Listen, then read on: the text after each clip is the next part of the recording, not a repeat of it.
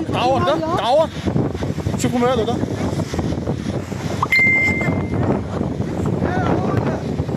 مساء الخير كل متابعين صباح اسكندريه وسهلا بكم. معاكم بس مباشر الان من اسكندريه، واحنا كنا مشاهدين دلوقتي الاجواء اول في اسكندريه الان.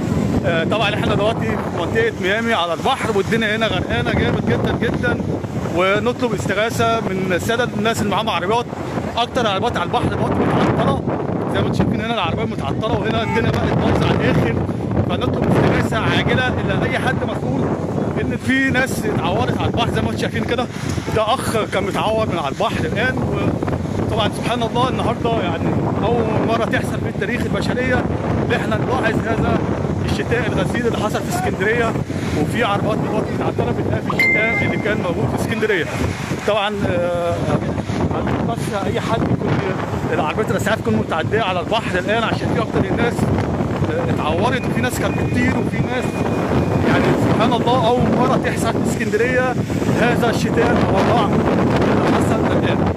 طبعا عايزين اي حد من عربيات الاستغاثه، الشباب الحلوين اللي معاهم عربيات يشيلوا. في عربيات هنا متعطله وفي عربيات هنا برضه متعطله على البحر. ده في التفاصيل اللي حصلت مع الناس بالعربيات وكده هو. والشتاء سبحان الله اول مره تحصل في تاريخ البشريه ان هذا الشتاء والرعد يحصل في اسكندريه.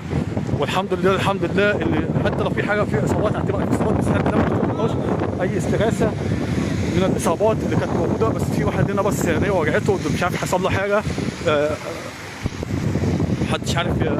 محدش عايز يستقبله ولا حاجه. ده اتضرب في حاجه طارت في عينيه.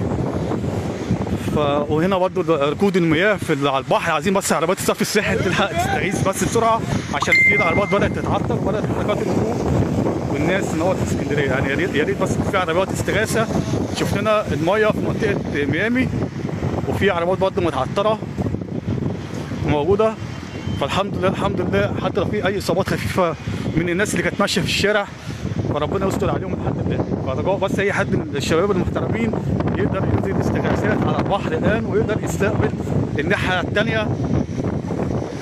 لا الناحيه الثانيه مش هنعرف نعدي. المشكله ان انا مبروك مش عارف اعدي خالص. جنب الدنيا بص العربيات هنا وبدات تهون، العربيات بدات تتعطل زي ما انتم شايفين. والناحيه الثانيه برضه العربيات هناك متعطله برضه الناحيه الثانيه. فالحمد لله الحمد لله يعني اذا كان في اصابات فاصابات خفيفه.